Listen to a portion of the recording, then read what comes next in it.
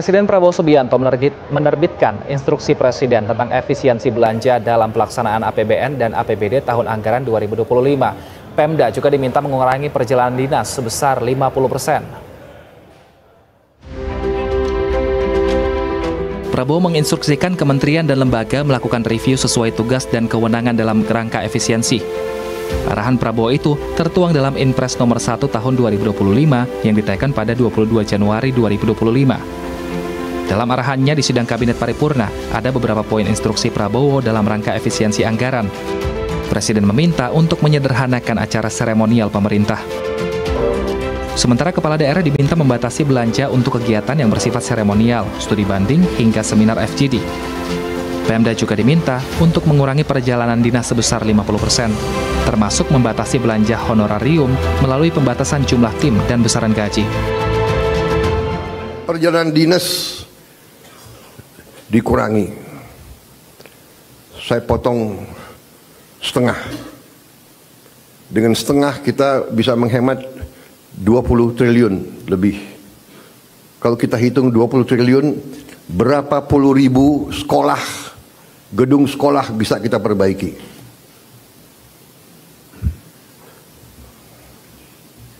Jadi saya katakan benar-benar bahwa saya sangat serius dalam hal ini. Presiden menegaskan bahwa perjalanan dinas juga akan dipotong hingga setengahnya, yang diperkirakan dapat menghemat lebih dari 20 triliun rupiah. Tim Liputan Berita 1. Ketua DPR RI Puan Maharani menegaskan DPR mendukung kebijakan Presiden Prabowo Subianto untuk melakukan penghematan anggaran kementerian dan lembaga. Puan juga menyatakan anggaran pendapatan dan belanja negara harus dipergunakan secara tepat dan efisien. Selain itu, penggunaannya juga harus dipastikan untuk kesejahteraan rakyat. Berikut pernyataan dari Ketua DPR RI Puan Maharani di Kompleks Parlemen Jakarta. Ya, efisiensi itu akan menjadi sangat baik dan efektif dan harus dilakukan bersama-sama. Jadi memang itu satu hal yang tentu saja DPR dukung, bahwa kemudian pemerintah, Presiden berharap bahwa di tahun 2025 ini APBN itu dipergunakan dengan sebaik-baiknya, se-efisien-efisiennya untuk kesejahteraan rakyat. Jadi DPR dukung apa yang menjadi kebijakan dari pemerintah dan Presiden. Berulang kali Presiden Prabowo Subianto mengingatkan untuk menghemat anggaran ke jajaran pemerintahan. Kita akan membahasnya pemirsa bersama dengan Wakil Menteri Dalam Negeri Bima Arya dan pengamat kebijakan publik UI Eko Prasojo. Selamat malam Bapak-Bapak. Selamat malam. Selamat malam Mas Wilson. Saya ke Pak Bima terlebih dahulu. Pak Bima, bagaimana Kementerian Dalam Negeri akan menerapkan wacana atau instruksi Presiden yang diberikan oleh Presiden Prabowo Subianto ini, Pak Bima? Sebetulnya sejak pembekalan para menteri di Magelang, Presiden itu berulang kali menekankan prinsip-prinsip tentang efisiensi dan penghematan ini. Jadi bukan hal yang baru dan diingatkan oleh beliau terus-menerus dan kemudian diturunkan melalui berbagai macam arahan perintah dari kementerian terkait begitu ya, termasuk Kementerian Keuangan.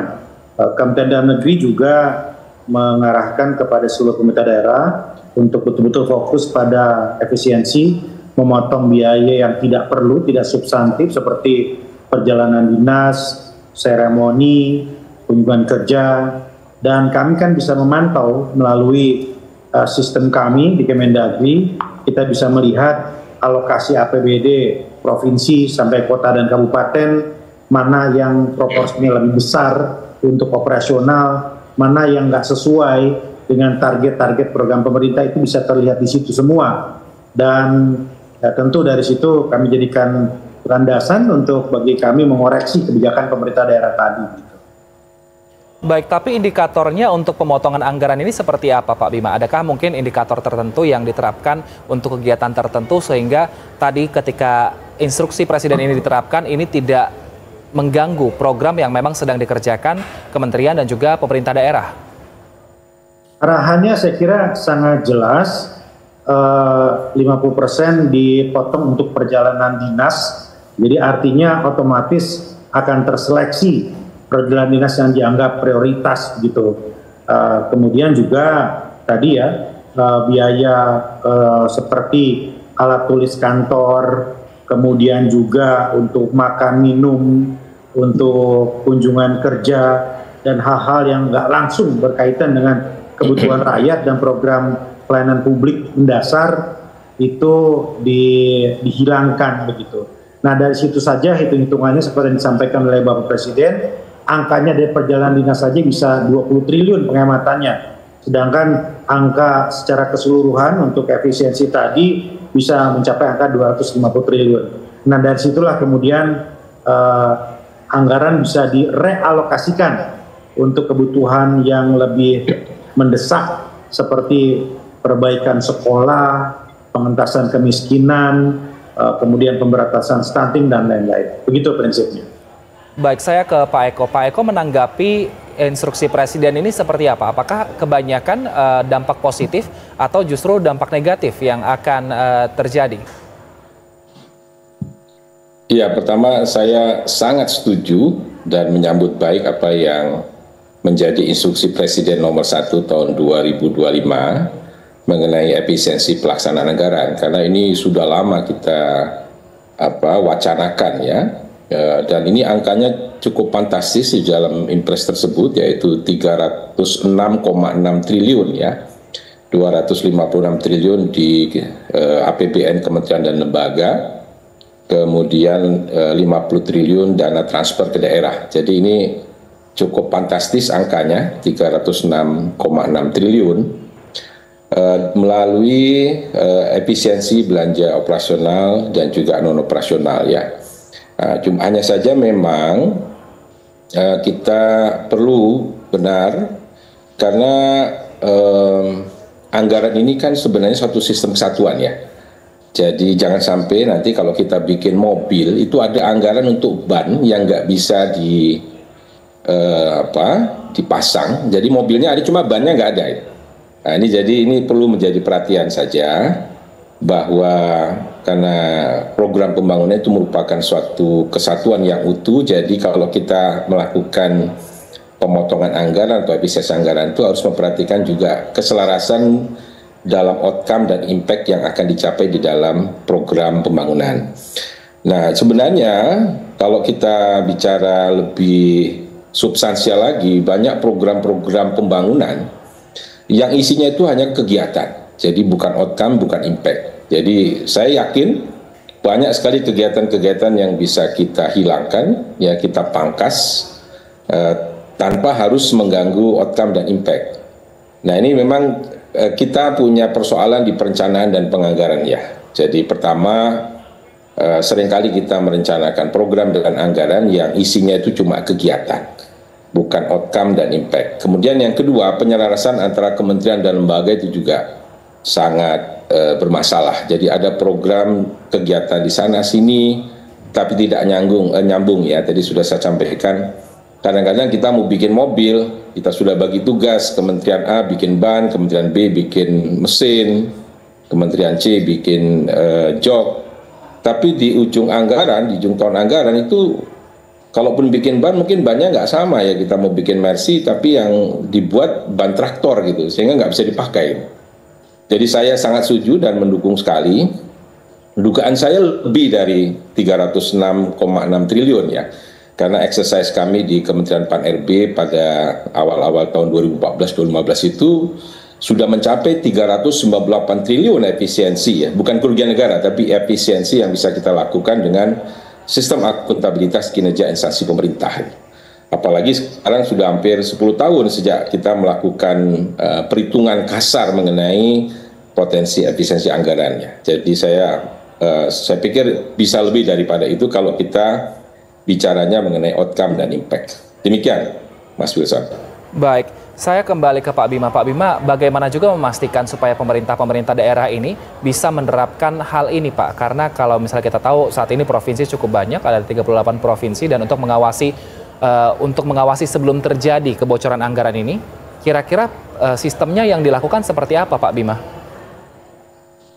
Ya, di Kemendagri itu, di pusat data dan informasi kami itu ada sistem SIPD, ya, Nah, di situ kami bisa memonitor secara real time anggaran-anggaran yang direncanakan dan dialokasikan oleh pemerintah daerah begitu ya.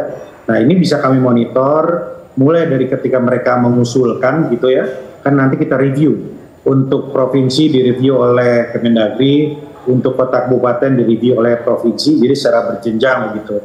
Namun ketika pelaksanaannya pun kan kami bisa memonitor juga apakah itu terserap atau tidak, dan kita bisa lihat sendiri di situ alokasi-alokasinya apakah sesuai dengan output dan outcomes begitu ya, apakah nyambung juga dengan program prioritas begitu, dan ada mekanisme stick and carrot di situ.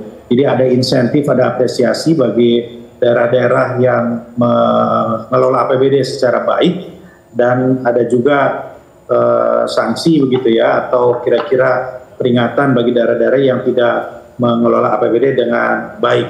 Namun saya sepakat yang disampaikan oleh Mas Eko tadi bahwa memang rasionalisasi atau penghematan ini juga harus dilakukan secara terukur. Ya, jangan sampai nanti banyak yang dipotong tetapi kemudian pada perjalanannya ternyata ada yang dibutuhkan. Misalnya dipotong untuk bensin tapi ternyata bensin itu diperlukan untuk armada yang mengangkut sampah, sehingga armada-armada pengangkut itu nggak bisa beroperasi. Itu hanyalah salah satu contoh kecil saja. Nah, Kemendagri melakukan supervisi atas hal-hal seperti itu. Baik, beberapa saat lalu Pak Bima juga menyatakan bahwa ada anggaran-anggaran yang tidak rasional yang diajukan oleh pemerintah daerah pada saat Pak Bima di KPK waktu itu. Kira-kira anggaran yang tidak rasional ini yang dimaksud Pak Bima seperti apa contohnya Pak kalau untuk pemerintah daerah? Jadi begini, sebagian besar pemerintahan daerah di Indonesia itu kapasitas fiskalnya sebetulnya belum mandiri, bergantung pada dana transfer dari pusat begitu. Ya, angkanya mungkin bisa hampir mencapai 80%, PAD-nya itu lemah begitu. Yang PAD-nya sudah lebih kuat dari dana transfer pusatnya itu sedikit saja, minoritas. Nah, dalam kondisi seperti itu, maka sangat perlu kita untuk mengawasi bagaimana alokasi APBD itu betul-betul fokus kepada hal-hal yang substantif. Nah, masalahnya masih kita temukan, misalnya anggarannya itu temanya adalah untuk pemberantasan stunting, tetapi kita fokus lebih dalam lagi, 60% dari anggaran stunting yang 5 miliar tadi, itu alokasinya justru untuk kunjungan kerja dan rapat-rapat misalnya. Kemudian anggaran untuk pengentasan kemiskinan misalnya, ternyata lebih dari 50%-nya juga hanya untuk kegiatan-kegiatan yang sifatnya seremoni. Nah, hal seperti ini yang kita koreksi, kita ingatkan, karena kalau itu kemudian direalokasikan untuk hal yang sifatnya mendukung program pusat, ya baik itu program kedaulatan pangan, ketahanan pangan, kemudian makan bergizi, ataupun membangun sekolah, memberikan fasilitas bagi pemberdayaan masyarakat, maka angka itu akan lebih rasional begitu. Dan di sisi lain tentu kita berkoordinasi juga bersama-sama dengan Bappenas, Kementerian Keuangan, Kementerian Ekonomi Kreatif untuk mendorong agar tidak saja hemat atau efisiensi, tapi pemerintah daerah juga mencari sumber-sumber peningkatan PAD atau pertumbuhan ekonomi berdasarkan potensi di daerah masing-masing. Baik, saya ke Pak Eko. Pak Eko, pemotongan anggaran ini kan bisa dijadikan alasan untuk kerja akhirnya tidak maksimal. Nah, bagaimana kira-kira yang harus dilakukan pemerintah pusat dan juga pemerintah daerah supaya tidak menjadikan hal ini alasan untuk bisa bekerja maksimal dengan output yang tetap bagus, Pak Eko? Iya, bekerja maksimal itu ukurannya adalah outcome ya, bukan output. Kalau output itu kan laporan sosialisasi, laporan FGD, dan seterusnya. Tapi kalau outcome itu kaitannya misalnya dengan bagaimana program stunting itu dilaksanakan dan bisa mengurangi anak-anak yang stunting, bisa mengurangi orang-orang miskin, bisa meningkatkan lapangan pekerjaan, dan seterusnya itu. Jadi mungkin kita sekarang, mulai dari sekarang itu tidak boleh lagi hanya menggunakan kata tugas pokok dan fungsi. Jadi tugas pokok dan fungsi di birokrasi itu selalu tidak berhubungan dengan outcome dan impact. Saya baca di dalam instruksi Presiden itu memang penggunaan kata tugas pokok, fungsi, dan kewenangan masih dijadikan sebagai dasar. Saya mengusulkan ke depan kita harus lebih menggunakan kata performance atau kata kinerja. Karena itu lebih terukur. Jadi orang kalau tidak punya kontribusi terhadap kinerja, meskipun dia ada fungsi dan ada kerjaan, berarti dia tidak bermanfaat untuk bangsa dan negara, kan gitu. Nah, ini penting karena kita sudah 21 tahun ya, sejak 2003 ya, 2004 Undang-Undang Keuangan Negara dan Perbendahara Negara itu sudah menganut anggaran berbasis kinerja. Ya. Nah, sekarang ini proses perencanaan penganggaran baik di APBN maupun di APBD basisnya bukan kinerja, tapi basisnya masih kegiatan-kegiatan. Jadi salah satu keberhasilan atau ukuran keberhasilan dari APBN dan APBD itu kalau kita bisa mengurangi kegiatan yang tidak berhubungan dengan pencapaian outcome. Dan itu banyak sekali. Saya belajar dari beberapa daerah yang sudah mencapai nilai SAKIP ya, Sistem Akuntabilitas Kinerja Instansi Pemerintah A maupun AA. Itu setengah kegiatan, misalnya 23.000 kegiatan dalam setahun itu bisa dipotong sampai 12.000, 13.000 kegiatan. Artinya apa? Banyak sekali kegiatan-kegiatan di birokrasi itu yang tidak ada hubungannya dengan kinerja, yaitu outcome dan impact. Ya. Jadi kalau kita bicara kinerja itu ya berapa persen jumlah orang miskin yang berkurang, berapa persen jumlah stunting, orang stunting yang berkurang, berapa persen angkatan kerja yang bisa disiapkan lapangan pekerjaan, dan seterusnya. Jadi seperti disampaikan oleh Pak Wamen, karena Pak Wamen ini pernah menjabat wali kota, jadi mungkin sangat mendalami ya bagaimana kegiatan-kegiatan di dalam OPD itu ya, atau dinas, badan, dan kantor di pemerintah daerah itu ya bermasalah untuk menghubungkan kegiatan dengan outcome itu. Jadi saya pikir ini sebagai proses learning, proses pembelajaran yang sangat luar biasa yang harus kita sambut dengan baik agar APBN yang sedikit ini bisa bermanfaat. Jadi ukurannya bukan soal sedikit banyaknya APBN, tapi bagaimana kita memanfaatkan APBN itu untuk belanja yang lebih efektif, yang lebih berdampak untuk outcome dan dampak atau impact kepada masyarakat. Ini kadang-kadang saya lihat sudahlah uangnya terbatas, tapi perencanaan dan penganggaran juga amburadul gitu. Jadi dipergunakan untuk hal-hal yang tidak perlu. Nanti pada akhirnya, ini kalau pada akhirnya ya, kalau kita sudah bisa menerapkan performance-based budgeting, struktur organisasi pemerintahan itu memang harusnya dinilai dari kinerjanya. Kalau dia tidak punya contributed outcome atau outcome yang dikontribusikan, jadi kalau kita bikin mobil, outcome-nya adalah ban, maka kementerian atau lembaga atau mungkin OPD itu menurut saya bisa dihapus itu. Karena banyak sekali efisiensi yang bisa kita lakukan ya saat ini, Mas Wilson. Terima kasih. Baik. Pak Bima, itu tadi masukannya dari Pak Eko supaya tupoksi mungkin diganti bahasanya. Tapi bagaimana juga Pak Bima dengan biasanya kan indikator untuk sebuah program ini dan juga berjalan dengan lancar di pemerintahan adalah mengenai dana serapan, Pak. Dana serapan 100% artinya program sudah berjalan. Nah, apakah akan ada diubah juga mengenai pencapaian dari program ini berjalan atau tidak? Seperti apa nanti publik bisa melihatnya selain dari dana serapan ini? Karena kalau dana serapan kan artinya kalau hemat tidak mungkin 100%. Mas Eko Prasojo ini sangat berpengalaman dalam melakukan proses assessment terhadap kinerja pemerintahan. Beliau Wakil Menteri Pan-RB pada masanya memelototi proses sakit, lakip gitu ya, memastikan bahwa yang direncanakan sesuai dengan outcomes-nya, kira-kira begitu. Nah, itulah sejatinya PR kita bersama. Ini sekarang ada 500 lebih bupati wali kota, kepala daerah baru, yang tentu harus dilakukan penyegaran kembali pemahamannya tentang penggunaan APBD ini. Dan nanti insya Allah kira-kira tanggal 12 Februari, itu para kepala daerah itu akan dilakukan pembekalan, Mas Eko, di Magelang. Dan di sanalah hal-hal detail seperti ini kita akan sampaikan kepada semua. Yang kedua, begini, semua itu kan tergantung dari target-target yang ingin dicapai begitu ya. Nah, kalau semisal begini, penggunaan alokasi APBD itu akan disesuaikan dengan misalnya mandatory spending, berapa persen untuk kesehatan, berapa persen untuk pendidikan begitu ya, ekspektasi dari pusat. Tapi di sisi lain ada visi misi kepala daerah, harus ada ruang fiskal di daerah yang cukup untuk menjalankan visi misi kepala daerah tadi.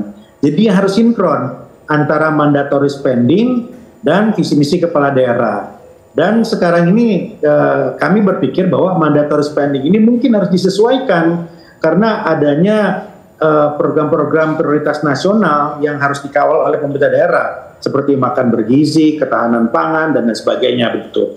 Dan inilah yang akan dijadikan ukuran bagaimana kemudian APBD itu dikelola dan dialokasikan sesuai dengan target-target tadi. Dan sinkronisasi inilah yang akan nanti juga dilakukan secara terus-menerus dan dimulai nanti di proses pembekalan di Magelang. Begitu kira-kira. Baik Pak Bima, kalau dari efisiensi di Inpres kan dinyatakan bahwa efisiensi anggaran belanja negara tahun anggaran 2025 ini sebesar 306,69 triliun. Nah nanti anggaran sebanyak ini, apakah Pak Prabowo sudah membocorkan akan difungsikan untuk apa? Ya, dalam rapat Kabinet Paripurna kemarin, ya Pak Prabowo dalam satu bagian menjelaskan tentang kehematan yang bisa dilakukan dan dengan angka yang disampaikan tadi 20 triliun misalnya hanya untuk perjalanan dinas dan kemudian sekitar 256 triliun penghematan secara keseluruhan begitu. Namun Presiden juga memberikan kalkulasi kemungkinan pendapatan baru yang bisa masuk misalnya dividen dari BUMN misalnya itu juga termasuk hal yang dihitung begitu. Dan dari anggaran yang tadi didapat, penghematan didapat dan penambahan pendapatan diperoleh, ini kemudian akan dikucurkan ke sektor mana saja, itu sudah mendapatkan arahan dari Bapak Presiden. Akan dikucurkan untuk hal-hal yang sifatnya sangat mendasar, penanganan kemiskinan ekstrim, kemiskinan absolut gitu ya, kemudian membangun infrastruktur sekolah, itu salah satunya. Selain itu juga akan digunakan untuk mendanai program strategis nasional dalam konteks industri hilirisasi yang juga memerlukan pendanaan. Daripada kita bergantung kepada investor-investor asing, maka akan lebih baik anggaran itu bisa kita dapatkan dari sumber APBD kita sendiri. Jadi penguasaan terhadap teknologi yang didapat dari menciptakannya sumber-sumber industri baru tadi, itu bisa didapat secara langsung tanpa harus menunggu jika berasal dari investor. Nah itu didapat dari efisiensi atau penghematan dari APBN dan APBD kita. Baik, saya ke Pak Eko. Pak Eko, rekomendasinya untuk pemerintah pusat maupun pemerintah daerah untuk setelah menghemat anggaran ini, kira-kira anggaran yang sudah terhemat ini, sisanya akan digunakan untuk apa kalau menurut Pak Eko? Ya tentu untuk program prioritas nasional tadi Pak Prabowo sudah menyampaikan ya. Pertama untuk ketahanan pangan, swasembada pangan, kemudian swasembada energi ya. Dan tentunya untuk program-program prioritas penanggulangan kemiskinan dan stunting. Dan beberapa program prioritas lainnya termasuk adalah untuk penguatan peningkatan produksi dalam negeri ya. Jadi memang kalau menurut saya ini memang kuncinya ada di Kementerian Dalam Negeri nih Pak Wamen ini. Siap. Kalau Kementerian Dalam Negeri ini bapaknya Pemda bisa memberikan contoh bagaimana manajemen kinerja ini bisa berfungsi dengan baik, saya yakin karena kunci pembangunan Indonesia itu ada di pemerintahan daerah. Karena Kemendagri sudah punya SIPD. Cuma mohon maaf ini Pak Wamen, SIPD itu basisnya masih rincian output dan klasifikasi rincian output ya. Jadi masih output, bukan outcome dan impact. Kemudian belum terhubung dengan Sakti dan Krishna. Jadi ini kalau misalnya nanti SIPD terhubung dengan Krishna dalam proses perencanaan, kemudian Sakti di dalam proses pertanggungjawaban akuntansi pemerintahan di Dirjen Perbendaraan, maka ini saya pikir akan bagus karena problem kita itu sebenarnya problem multi-level governance. Jadi banyak rensa-rensa di kementerian lembaga seperti tadi rensanya Kemensos, Kependidikan, Kesehatan itu susah untuk dilaksanakan di pemerintahan daerah karena tidak ada kantor departemen dan kantor wilayah kementerian atau lembaga yang ada di kabupaten kota. Nah, sehingga perlu ada sinkronisasi dana APBN ini ke dalam APBD gitu ya. Nah, sementara kadang-kadang APBD ini kan ya ukuran kinerja utamanya adalah ukuran kinerjanya bupati, wali kota, dan juga gubernur tadi saya sampaikan oleh Pak Wamen gitu ya. Jadi ini problem berikutnya adalah bagaimana mengintegrasikan Renstra, kemudian rencana kerja pemerintah, kemudian RKAKL pusat, provinsi, dan kabupaten kota. Karena pada dasarnya implementasi semua kebijakan strategis nasional itu dalam konteks desentralisasi ada di kabupaten kota. Bukan ada di kementerian dan lembaga, which is itu tidak ada kantor wilayah dan kantor departemennya di kabupaten kota selain kewenangan yang menjadi kewenangan pemerintah pusat ya. Nah ini menjadi salah satu masalah, tetapi saya yakin kalau sistem Krisna, Sakti, dan SIPD itu bisa terintegrasi dengan baik, maka monitoring pelaksanaan itu akan lebih mudah dilakukan oleh pemerintah pusat, dalam hal ini oleh Kementerian Dalam Negeri ya. Jadi maksud saya efisiensi ini adalah pemicu dan pemacu learning proses kita untuk memperbaiki berbagai kualitas program, kemudian juga penyelarasan program yang lebih baik.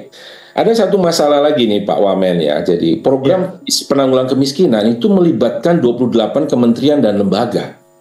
Dalam proses perencanaan itu tidak pernah terjadi kolaborasi, share outcome, share impact. Memang ada tim TNP 2K ya, Tim Nasional Percepatan Penanggulangan Kemiskinan, tapi itu di tengah jalan, bukan dalam proses perencanaan dan penganggaran. Dan kita tahu dalam birokrasi, kalau dia tidak direncanakan bersama dan tidak menjadi outcome bersama, itu susah untuk koordinasi di tingkat pelaksanaan itu. Nah ini memang perbaikannya pada kita sebenarnya sudah punya draft namanya rancangan peraturan presiden mengenai sistem akuntabilitas kinerja pemerintah. Itu ada dua isinya, SAKPN sama SAKIP. Jadi bagaimana SAKIP itu nanti terintegrasi dalam SAKPN. Nah cuma saya lihat ini mungkin perlu juga disampaikan Pak Mendagri dan mungkin juga Pak Presiden. Ini draft Perpres ini sudah hampir 3-4 bulan di Sekretariat Negara. Saya pikir perlu ada dorongan supaya koordinasi kolaborasi lintas kementerian atau cross-cutting program ini bisa lebih cepat. Dan ini kita sudah bahas 2 tahun saat kemarin saya menjadi Sekretaris Eksekutif KPRBN, kita benar-benar ingin mengatasi persoalan ini.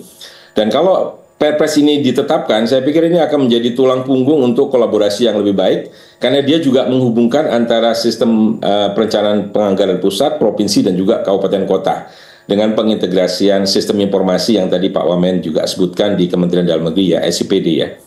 Nah, saya pikir begitu Mas Wilson, ini suatu hal yang baik dan kita harus dukung sepenuhnya dengan perbaikan sistem, kemudian kolaborasi antar kementerian lembaga dan juga secara vertikal antara pusat, provinsi, dan kabupaten kota.